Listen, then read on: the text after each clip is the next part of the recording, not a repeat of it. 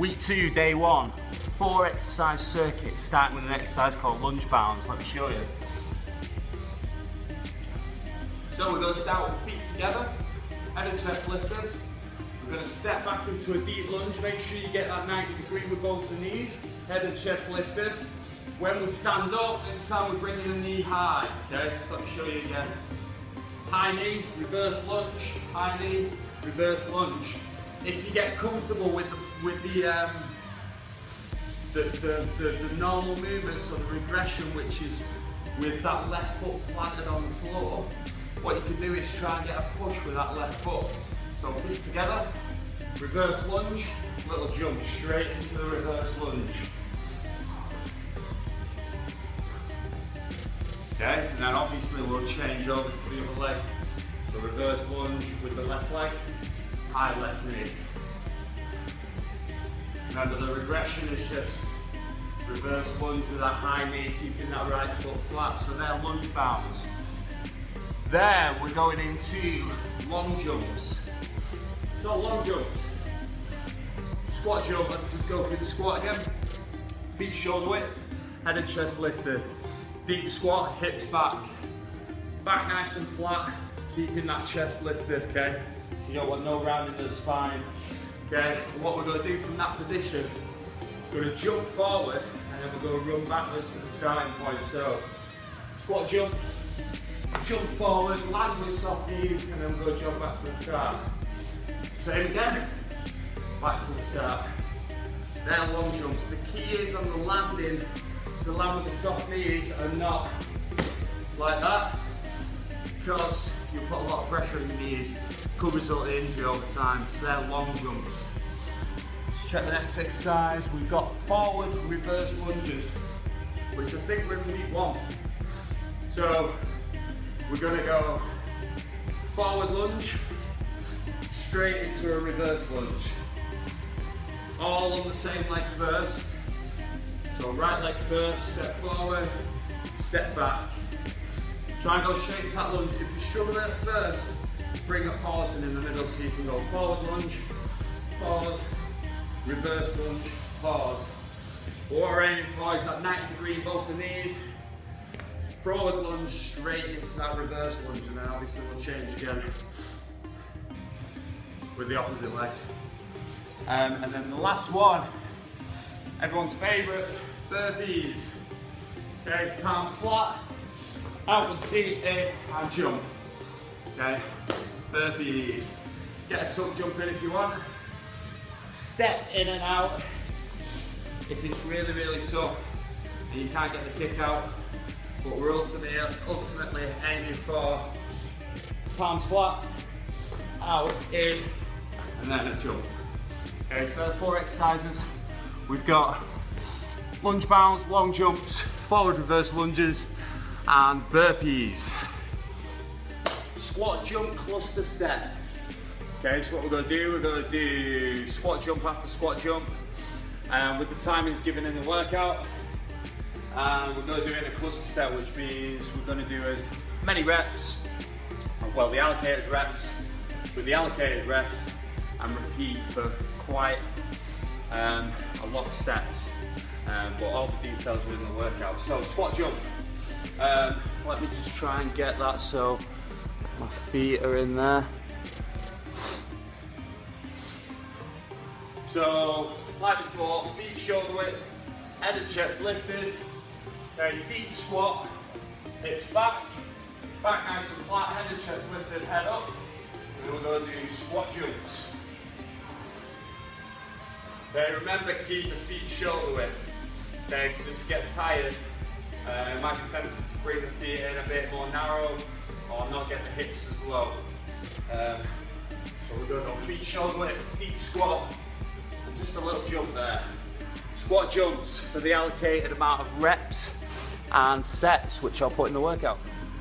Single leg hip bridges. So in the previous workout, we got the hip bridges, where we're going to go palms up, crucifix position, feet shoulder width, feet flat, and we're driving the hips up. Okay, we're going to do the same again, but this time we're going to raise one of the legs. So I've got my left leg raised there first, same movement. up, back down. Okay, and then we're going to change.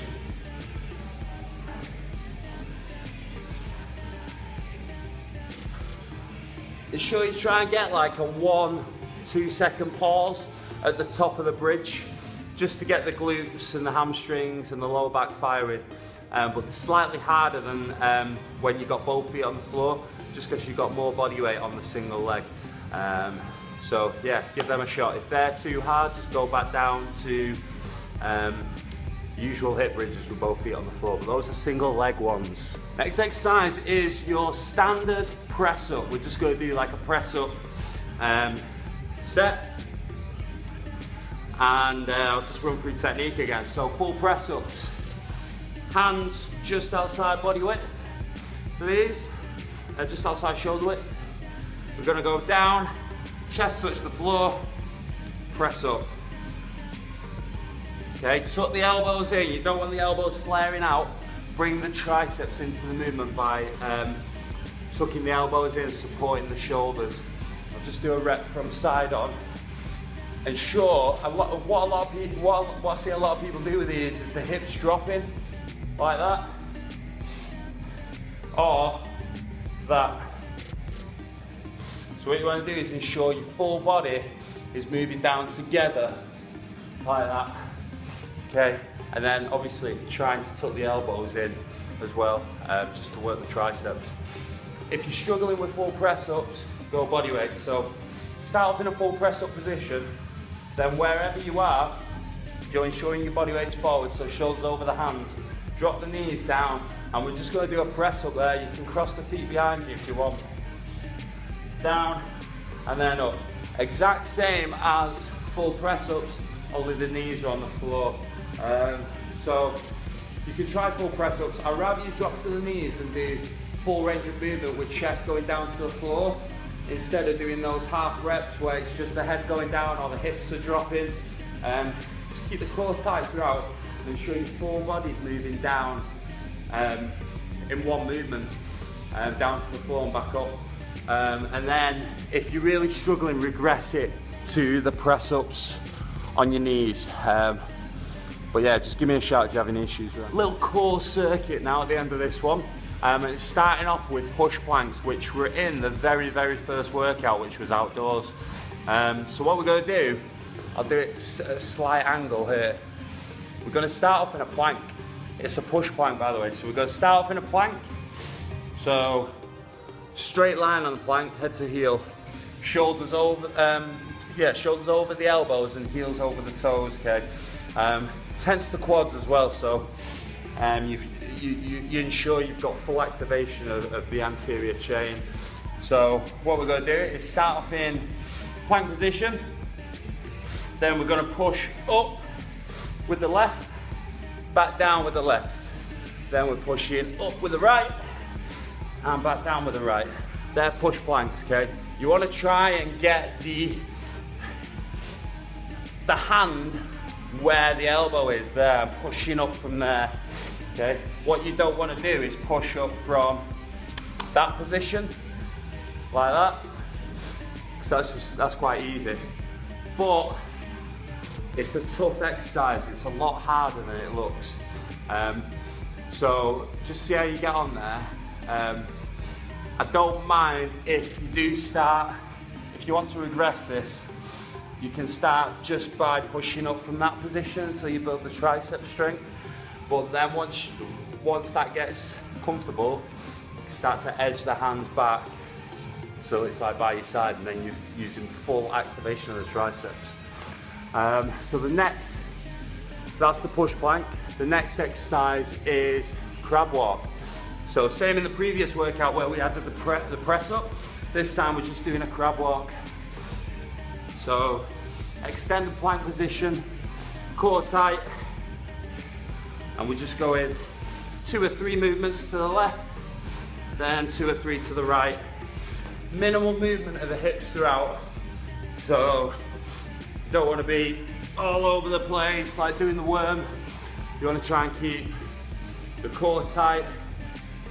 Basically the only body parts that are moving are your hands and your feet, and you don't want to end up moving along like that. So with the arse in the air, and try not to drop down like that. Keep the core tight, keep squeezing the core. Minimal movement, slow controlled movements. Next one, a crunch exercise, flutter kick crunches. So we're going to start, just position myself there. We'll start in the middle, lay on your back, legs straight and arms straight. What we're going to do is lift the head and shoulders off the floor and the left leg, and we're going to meet in the middle. The legs are coming in between the hands. So we're going up, meet in the middle, back down. Touch the floor with your hands above your head. Just to encourage that full range of movement. So we're going down, meet in the middle, alternate. If you want to make this harder, you can keep the feet up.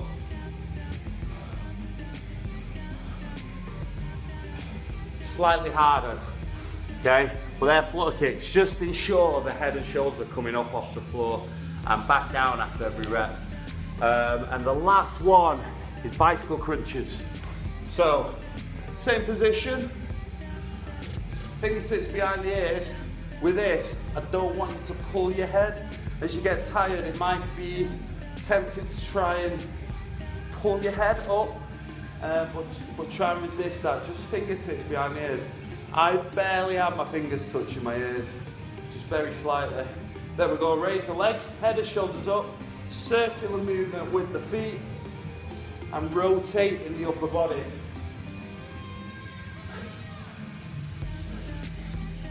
Again, they start off all right then, but they get quite tough towards the end. So we've got push plank, crab walk, flutter kicks, and bicycle crunches. The last exercise on this workout is just going to be a plank max. So we're just going to test your overall core strength. It might be tricky after that little core circuit that we've just done, but it's a good way just a little goal to aim for at the end of this session each time you complete it, just to see your core strength improving. So same position as the push plank. Going to hold the plank, just time yourself, see how long you can get there. Just with the plank, ensure your body weight's forward, so you want to be there, especially when you get tired. It can be quite tempting to push back into the lower body, or raise the hips. That's another one you see. So when you're raising your hips, you're just kind of taking the load off the abs and the core. So keep that straight line from head to heel. Keep the shoulders over the elbows and heels over the toes. We're going to hold there for as long as possible. Good goal will be 30 seconds at first, then 60, then 90, and then an absolutely fantastic goal will be 2 minutes. So if we can aim for 2 minutes in total, that would be great. That shows you've got a solid base of core strength there. So give that a shot at the end of this workout. Plank max.